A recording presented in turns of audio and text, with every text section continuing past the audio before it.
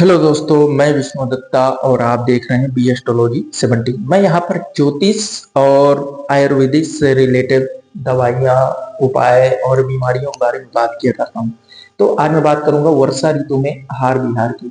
आपको वर्षा ऋतु में किस प्रकार के आहार लेने हैं और कितने भारी और कितने हल्के। तो वर्षा ऋतु में हल्के सुपाच्य, ताजे, गर्म और पाचक अग्नि को बढ़ाने वाले खाद्य पदार्थों का ज्यादा से ज्यादा सेवन हितकारक रहता है। ऐसे पदार्थ लेने चाहिए जो वात को शांत करने वाले हों। इस दृष्टि से जैसे पुराना अनाज हो गया। पुराने अनाज में क्या क्या होगा, जैसे गेहूं, जौ, सालिन और साठी चावल, राई, खीरा, खिचड़ी, मट्ठा, मूंग की दाल। सब्जियों में आपको लेना है लौकी, भिंडी, तरोई, टमाटर, पुदीना की चटनी, सब्जियों का सूप। फलों में आपको क्या लेना है? फलों में लेना है सबसे पहले सेब, केला, अनार, नाशपाती, पके जामुन और पके देसी आम तथा घी व तेल से बने नमकीन पदार्थ उपयोगी रहते हैं। आम और दूध का सेवन विशेष रूप से लाभकारी है। आम का पका, मीठा और ताजा ही होना सबसे उत्तम है। अगर वह ताजा नहीं है तो वह आपके लिए फायदा नहीं करेगा। आम कच्चा, खट्टा और पाल से उतरा हुआ आम लाभ के स्थान पर हानिकारक करता है, इसलिए खट्टा आम नहीं खाना है। पके आम को चूस कर उसके ऊपर से दूध पीने से शरीर पुष्ट होता है। यदि एक समय भोजन के स्थान पर आम और दूध का उचित मात्रा में सेवन किया जाए तो शरीर में ताकत, सुडौलता और पुष्टि आती है। इस प्रकार पके, बिना दाग वाले और गूदेदार थोड़े जामुनों का नियमित रूप से सेवन करने से त्वचा के तमाम रोग क्षीण हो जाते हैं, जैसे रोग, फोड़े, फुंसियां, जलन, प्रमोह रोगों में लाभ होता है। बात करें भुट्टा खाने की, तो भुट्टा खाने के बाद छाछ पीने से, यानी कि लस्सी, मट्ठा पीने से वह अच्छी तरह पच जाता है। दही की लस्सी में लौंग, तिरकुट।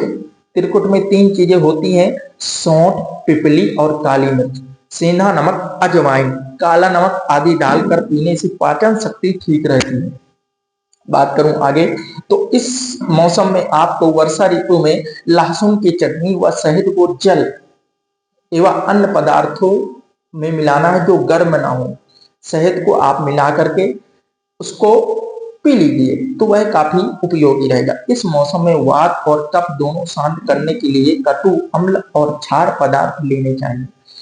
अम्ल की बात करूं तो नमकीन और चिकनाई वाले पदार्थों का सेवन करने से वात शरीर में ज्यादा बढ़ने से शरीर में दर्द होता है, तो वात दोष को शमन करने में सहायता मिलती है। ओके दोस्तों, विशेष रूप से उस समय जब अधिक वर्षा, आंधी से मौसम ठंडा हो गया हो, रसायन रूप में हरड़ का चूर्ण, सेंधा नमक साथ में मिलाकर लेना चाहिए। इससे पेट के लिए काफी अच्छा फल होता है।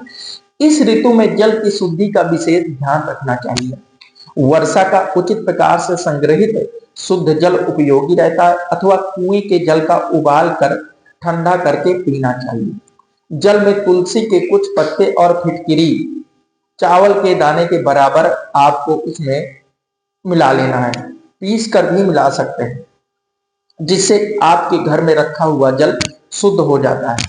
आजकल वाटर फिल्टर आदि साधनों से भी जल को शुद्ध कर लिया जाता है। यदि ठंडे जल में शहद मिला लिया जाए तो और अच्छा है। ठंडा जल हो, नॉर्मल जल हो, शीतल जल हो। शरीर पर उपटन मलना, मालिश और सिकाई करना लाभदायक है वर्षा ऋतु में। ऐसे स्थान पर सोना चाहिए जहां अधिक हवा और नमी ना हो। ध्यान दीजिएगा, ज्यादा हवा लगने से शरीर में दिक्कत आ सकती है। भोजन भूख लगने पर और ठीक समय पर ही करना चाहिए। रात्रि को भोजन जल्दी कर लेना चाहिए। मच्छर की बात करो तो मच्छर आदि से बचने के लिए आपको मच्छरदानी का प्रयोग करना है। मेरे दोस्तों, घर के आसपास के गड्ढों में जमा हुआ और सड़ रहे पानी में मच्छर, मक्खियां और छोटे मोटे जीव जंतु, कीड़े मकोड़े बहुत पनपते हैं। वह रोग फैलाते हैं, अतः उनमें कीटनाशक छिड़क देना चाहिए। जो कीटनाशक मार्केट में दवा मिलेगी उसका छिड़काव करिए। सफाई का विशेष ध्यान रखना है। विशेष ध्यान रखते हुए बच्चों का इसमें ज्यादा ध्यान रखना है, क्योंकि बच्चों के लिए खतरा हो सकता है। ये मौसम 4 मंथ है, वर्षा ऋतु के, तो ये आपके लिए दिक्कत करेंगे। अब अपत्य आहार विहार की बात करूंगा जो न खाने योग्य है। वर्षा ऋतु में पत्ते वाली सब्जियां, ठंडे व रूखे पदार्थ, चना, मोठ, उड़द, जौ, मटर, मसूर, ज्वार, आलू, कटहल, सिंघाड़ा, करेला और पानी में सत्तू घोल कर लेना, ये आपके लिए हानिकारक है। हानिकारक मतलब ये आपको बहुत ज्यादा नुकसान कर देंगे, इतना ज्यादा कि आपको डॉक्टर के पास जाना पड़ेगा। वर्षा ऋतु में जब वर्षा बहुत कम होती है तो पित्त का प्रकोप होने लगता है। इस समय खट्टे तले हुए बेसन से बने पदार्थ, तेज मिर्च मसाले वाले बासी खाद्य पदार्थ और पित्त बढ़ाने वाले खाद्यों का सेवन नहीं करना चाहिए। एक लोकोतिक के अनुसार श्रवण मास में दूध का सेवन नहीं करना है, भाद्रपद मास में लस्सी, छाछ और मट्ठा का सेवन नहीं करना है, और कार्तिक मास में आपको दही का सेवन नहीं करना है चाहिए। दिन में सोना, धूप में सोना व सोना, अधिक मैथुन, अधिक पैदल चलना एवं अधिक शारीरिक व्यायाम भी हानिप्रद हो सकता है।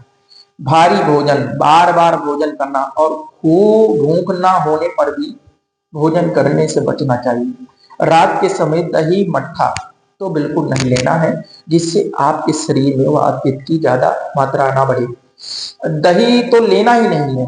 गीले नमी युक्त वस्त्रों और बिस्तरों का प्रयोग बिल्कुल भी ना करें, इससे आपके शरीर में दिक्कत हो सकती है। फल, सब्जी आदि खाद्य पदार्थों को अच्छी तरह धोए बिना नहीं खाना चाहिए।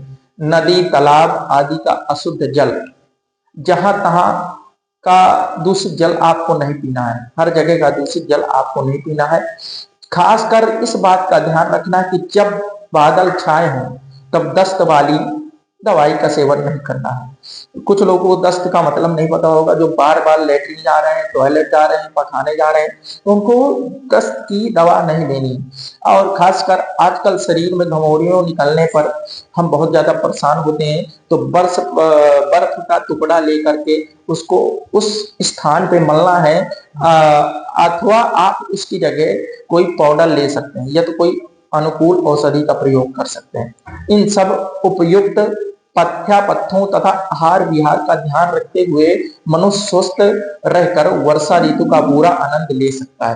तो दोस्तों, ये मेरी छोटी सी जानकारी आप लोगों तक पहुंचाने की थी। जिम्मेदारी मेरी खत्म हो गई, अब आपकी जिम्मेदारी है कि इस जानकारी को आप और लोगों तक पहुंचाइए, जिससे और लोगों का भी लाभ हो। इस वीडियो को शेयर करिएगा, जिससे जिनको जानकारी नहीं है कि वर्षा ऋतु में किस प्रकार का आहार विहार करना है, जिससे हमारे शरीर में किसी प्रकार की वर्षा के बाद जो ठंडी ऋतु आएंगी उसमें किसी प्रकार की कोई दिक्कत ना हो।